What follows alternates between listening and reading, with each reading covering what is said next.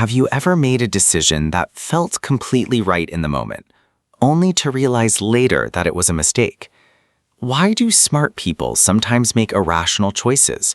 Why do emotions, habits, and first impressions influence us so much? In Thinking, Fast and Slow, Nobel Prize-winning psychologist Daniel Kahneman explores the hidden forces behind the way we think, judge, and make decisions. This groundbreaking book reveals that our minds operate through two very different systems, one fast and emotional, the other slow and logical, and understanding these systems can completely change the way we live and think. Daniel Kahneman introduces the idea of two thinking systems. The first is called System 1. This system is fast, automatic, emotional, and intuitive. It helps us react quickly without much effort. For example, when you instantly recognize a friend's face, avoid danger, or answer an easy question, you're using System 1. It works almost automatically and saves mental energy. The second system is System 2. This system is slower, more thoughtful, and analytical. It activates when we solve difficult problems, make important decisions, or carefully evaluate information. While System 2 is more logical and accurate, it also requires more effort and concentration. One of the book's most important lessons is that we rely on fast thinking far more often than we realize. Most of our daily decisions are influenced by instincts, emotions, and mental shortcuts rather than careful reasoning.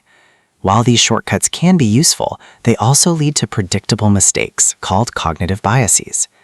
Kahneman explains many of these biases throughout the book.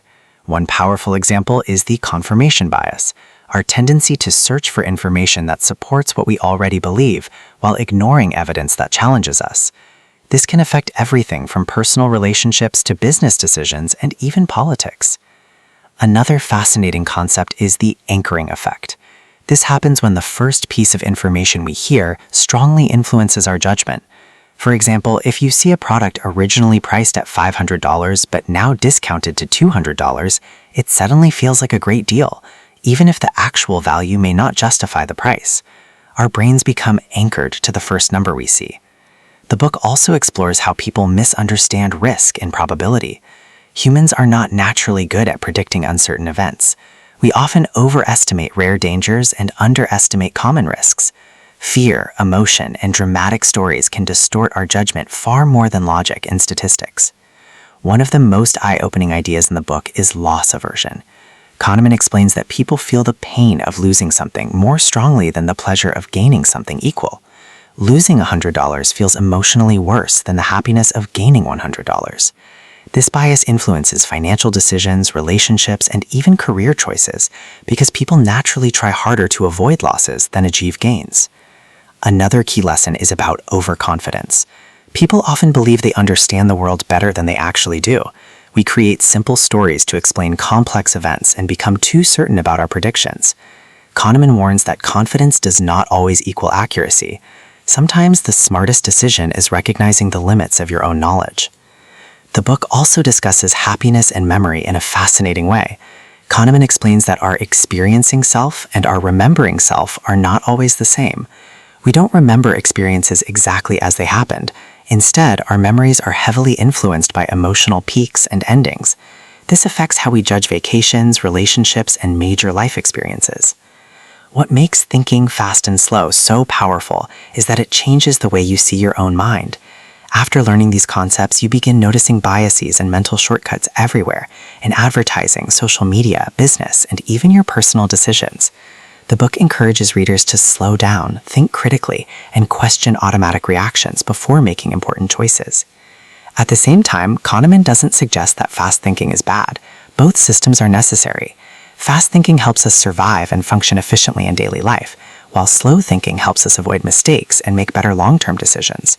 The key is learning when to trust intuition and when to pause and think more carefully. The lessons in this book apply to almost every area of life: business, investing, relationships, leadership, education, and personal growth. Whether you're making financial decisions, solving problems, or simply trying to understand human behavior better, this book provides valuable insights that can improve the quality of your thinking. By the end of Thinking, Fast and Slow, one message becomes clear. Our minds are incredibly powerful, but they are also deeply imperfect. understanding how we think gives us the ability to make wiser decisions, avoid unnecessary mistakes, and become more aware of the invisible forces shaping our behavior. If this summary sparked your curiosity, then the full audiobook of Thinking Fast and Slow is absolutely worth listening to. The complete audiobook dives much deeper into human psychology, decision-making, and the surprising ways our minds influence our lives every single day. If you enjoyed this summary, don't forget to like, subscribe, and check the link in the description for the full audiobook. And remember, sometimes the smartest thing you can do is slow down and think carefully before making your next decision. Thanks for listening to MindSpark Audio, where great books help unlock smarter thinking and better living.